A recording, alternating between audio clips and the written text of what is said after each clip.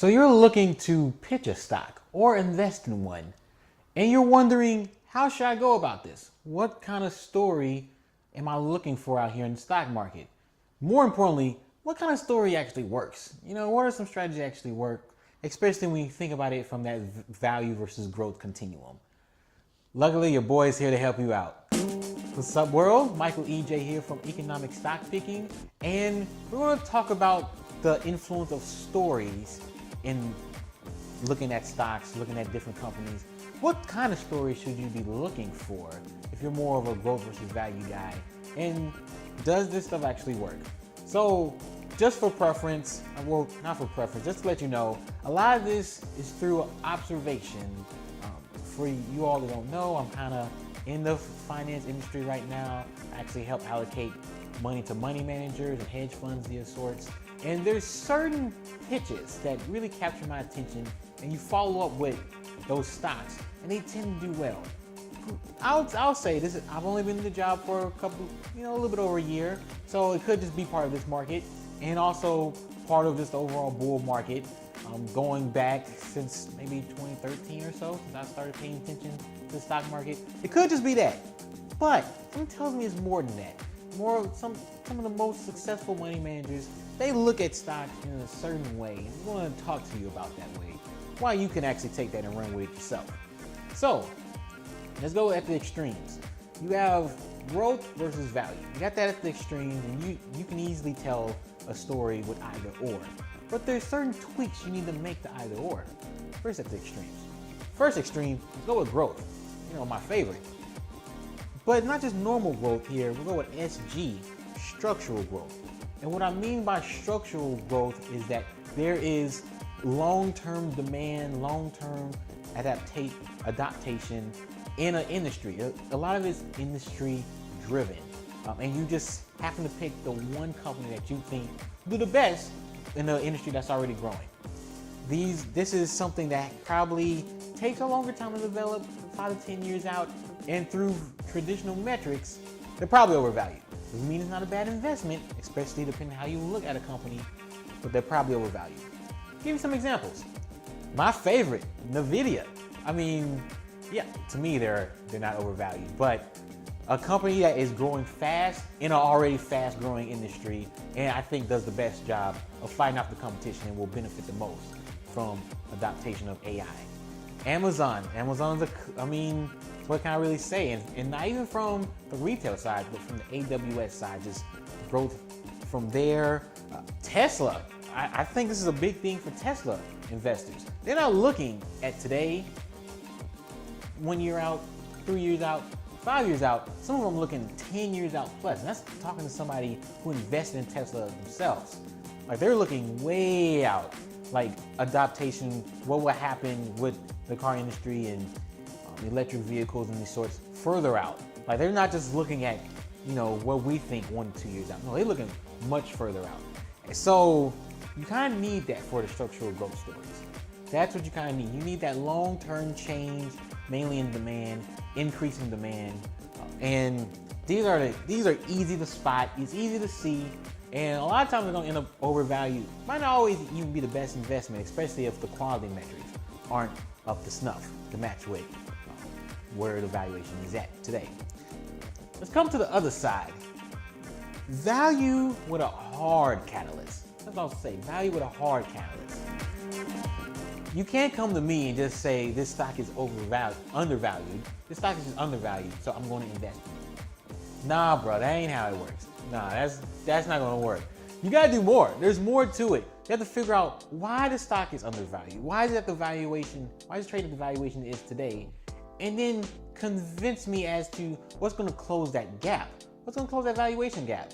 You can do it through a hard catalyst, as in something that's well known, can easily be seen, and maybe you see it just for somebody else, but that's where it can easily be seen. This is where a lot of hedge funds, that's what they focus on. This is where those resources, the ones that get paid millions and billions of dollars, it's kind of for a reason, because this isn't easy. This is not an easy thing, especially if you're trying to find value with hard catalysts that isn't as well known. The easiest one to spot out is merger arbitrage. A merger is about to happen between two companies. Take the Charter versus Time Warner, or what's been in the news a lot, NXPI with Broadcom. You know, how that's affecting the trade war, and Trump's kind of using that as a pawn. I mean, it's not easy, but you can easily see how those two companies will merge. A lot of different investors I know of as well, hedge funds, do this in smaller cap companies. There's not as many companies as it used to be in the world on the stock exchanges, especially in the US. And it's mainly because we have more of an M&A mentality in this world. So, for example, regional banks, you know, you got two small cap regional banks that look like they're fairly capitalized and doing well. Why not merge them together? Or why not like a Citi or a JP Morgan come in and buy them themselves? So that's a clear hard catalyst. Another one is if you want to go dumpster diving into bankruptcy and, you know, distressed companies and those companies that can recapitalize themselves. That's a good one, where all of a sudden, instead of having to pay off all your debt in 3 or 4 years, it takes you 10. And you generate just plenty of cash to do that.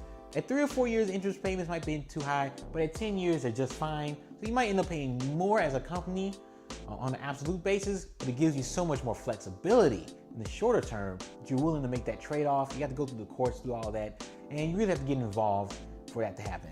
You can take an easier route as well. The easier route is, well, not easier, but more sought after, is value with a soft catalyst. So the catalyst isn't just this one event that you can clearly see in front of you. No, it's gonna be little things here and here that changes. And when those changes start to happen, you know, you start seeing them compound on each other, and you look, you know, a year or two away and look, everything worked out. Hard catalyst you should see this within a year. Soft catalyst, maybe 1 to 2 years, maybe 3, who knows? So you got that going on. And these soft catalysts, the easiest one is company management. A change in company management, a belief in company management, trying to change things up. And this is, for example, the pop that's happened with Chipotle lately. Change the CEO. So, hey, we believe in the CEO. He may change the Taco Bell. Hopefully he can bring that to Chipotle. You also see that with Buffett's investment in Teva Pharmaceuticals.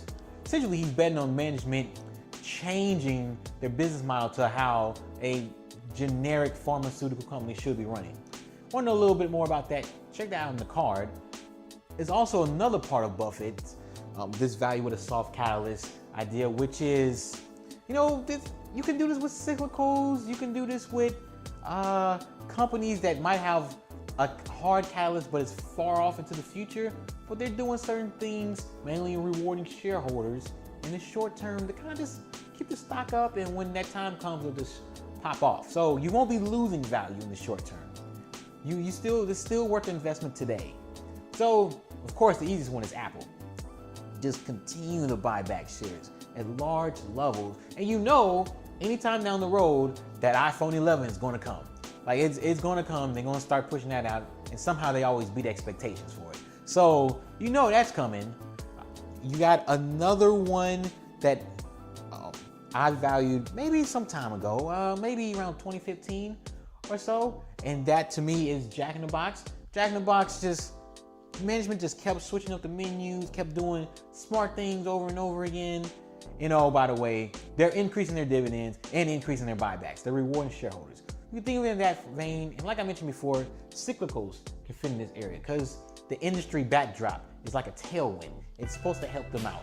So financials is a big one where that happens with. Certain industrials, depending on what the commodity pricing is, how much that's involved, those things help. Those things help as well. Now, the big one, the one that I try to focus the most on, and it's not always achievable. You have to do some digging, but this underappreciated growth. That's why I call it underappreciated growth. It's a little bit of a value tilt, but it's mainly driven by a growth story. And the way I see it is either the market isn't fully appreciating long-term growth prospects, or the market is being too pessimistic on competitive forces on a company. So A big one that I've heard stock pitches from different money managers is Netflix. I don't fully buy into this, but hear me out. Don't look at just the next 2 or 3 years where subs are at internationally. Look 10 years out. Look at the company and see them as possibly the first international cable network. Think of it from that broad perspective. Like, really open up where the market could be. And their growth now, we see it as Hulu's coming, Amazon's coming. All these different players are coming to affect the U.S. And that's true in the short term. In the short term, that is true. But if you think longer term and moving the business more to the international markets, more into the developing markets, that could be a story that could work. We're underestimating Netflix's growth potential. This is another one that really hits hard for me for Facebook. You guys know I pitched Facebook at the beginning of the year. I just went back and revisited all my picks from the beginning of the year, my main picks. Check that out on the card. Just went back and revisited it, and I still am a high believer in Facebook. That Cambridge Analytica scandal, it's not really going to affect the company. I mean, I'm just honest, it's not going to really affect the company. So plenty of examples for this underappreciated growth. I mean, even take the competitive forces part with Amazon and Whole Foods. Look at those two, for example. You see the merger, you see Amazon buys Whole Foods, and what happens? All the grocery stocks just fail. They just took a little hit. They just took a tank. They just end up tanking. But if you really think about it, go through the exercise. Who will they most likely affect? Whole Foods cheapening its prices. It's going down to that level where Target is at, where Target likes to compete, for example. And since that announcements last summer, Target is up 45%. Great stock. I totally wish I would have caught that. Like, we're being too harsh on them just because Amazon showed up to the party. They're not gonna change things overnight. Target's still gonna do its thing. This is happening with logistics companies with Amazon as well. Man, Amazon is just getting a lot of people laid. It's partly why I like them.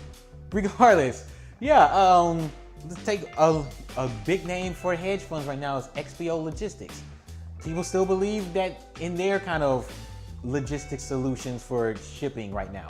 And we all think, hey, Amazon's trying to do that on their own. They're trying to push UPS and FedEx out. But to me, FedEx is still a good company. XPO Logistics is still a good company. Good value buys right now because we're underappreciating the growth because we think Amazon is going to come in and take over. That's not the case. And those are the companies that are especially going to surprise to the upside during earnings season. So these are the 4 ways you should be looking to pitch stocks. These are the 4 stories that you should be looking for. And you have to figure out which one matches your personality. You gotta figure out which one matches your personality. For me, if you really know me, you already know this underappreciated growth is there, structural growth is there. I'm more of a growth guy. If you're more of a value person, you gotta give me the soft or hard catalyst. You gotta give me something. For example, Jeremy from the Financial Education channel. I see him more in this value with the soft catalyst. I even see a little bit of the underappreciated growth. He might not admit to that, but I see that a little bit. I see that with other YouTubers out there. They're definitely in this value soft catalyst category, but there's some of them, I'm not gonna name any names, but there's some of them just straight value, and I'm like, you gotta give me something. Yeah, just because the PE ratio is low does not mean it's a good buy. You gotta tell me more, and you gotta tell me if it's just a value play, what's gonna close the gap. You just don't get that a lot, man. And that's something I wish more investors would do. They'll think about that inefficiency. What inefficiency are you trying to solve for? These are 4 clear answers to an inefficiency out there. Structural growth, you're picking a company that has very long-term growth prospects that's underlooked at by the market. We think it's only for 1 or 2 years. It's really further out. Underappreciated growth, the market expects competitive forces or something bad to happen. Still, no, growth is going to continue. Soft catalyst, we see something happening over, sometime 1 or 2 years. Hard catalyst, there's clearly one event that the market just doesn't see coming. These are 4 answers to what you can create an inefficiency around. Tell me value just because of its value, or growth because of, hey, it just shot up. I mean, the growth, EPS grows like by 100% or something. it's not enough. That's not enough as an investor. So gotta do your digging. Gotta dig deeper, do your research, and line up with one of these 4. This is kind of a long video. I'm sorry. I didn't mean to be going off, but this story thing is definitely a big thing to me. Shout out to Oswald the Motorin. He came up with a book based around it, Narrative and Numbers. That book definitely inspired me and started to open up the ideas of thinking in this way. And you should too. Definitely do that. Figure out where you fit in and have fun investing. That's all I got for today. I'll see you in the next one. Peace.